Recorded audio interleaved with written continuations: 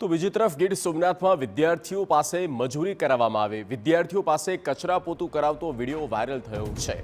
આ વિડીયો ગીર ગઢડાની પ્રાથમિક કુમાર શાળાનો હોવાનું અનુમાન છે। શાળાના ઓરડા વિદ્યાર્થીઓ પાસે સાફ કરાવવામાં આવ્યા। વિડીયો સામે આવતા શાળા સંચાલકો સામે સવાલ ઉઠ્યા છે। વિડીયો ગીર ગઢડાની પ્રાથમિક કુમાર શાળાનો હોવાનું અનુમાન છે અને વિદ્યાર્થીઓ પાસે આ કચરા પોતું કરાવવામાં આવી રહ્યું છે। શાળા સંચાલકોને લઈને તેમની પર પ્રશ્ન થાય સ્વાભાવિક। ગીર ગઢડાની પ્રાથમિક શાળાનો આ વિડીયો છે। બાળકો જ્યાં વાલીઓ તેમના બાળકોને ભણવા મોકલે છે અને આ જુઓ સ્કૂલમાં શાળાનું સંચાલન કઈ હદે બગડેલું હશે કે જ્યાં કચરા પોતું એ વિદ્યાર્થીઓ પાસે કરાવવામાં આવે છે, મજૂરી કામ કરાવવામાં આવે છે। ભણવાની જગ્યા પર આ રીતની મજૂરી, વિદ્યાર્થીઓ પાસે પોતું કેમ કરાવ્યું? આ સવાલ થાય સ્વાભાવિક છે। આવા અનેક સવાલ, શું અભ્યાસને બદલે શાળામાં આ રીતે મજૂરી કરાવવામાં આવે છે? એની પાછળ કોણ જવાબદાર? શું શાળામાં સફાઈ કામદારો નથી કે જ્યાં બાળકો પાસે આ રીતે સફાઈ કરાવવાની ફરજ પડી?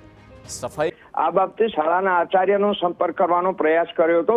એમનું કહેવાનું એવું છે કે સમગ્ર ગામની અંદર સફાઈ કરવામાં આવેલી હતી અને દરેક લોકો જે છે એ આખા ગામને સફાઈ કરતા હતા, પરંતુ સવાલ અહીં એ છે કે માત્ર શાળામાં બાળકો જ કેમ દ્રશ્યમાં દેખાય છે, કોઈ વડીલો કે અન્ય જે સફાઈ કર્મીઓ શા માટે દેખાતા નથી? આમાં લૂલો બચાવ થતો હોય એવું જણાઈ રહ્યું છે। જગદીશ, આભાર યોગેશ તમામ માહિતી માટે।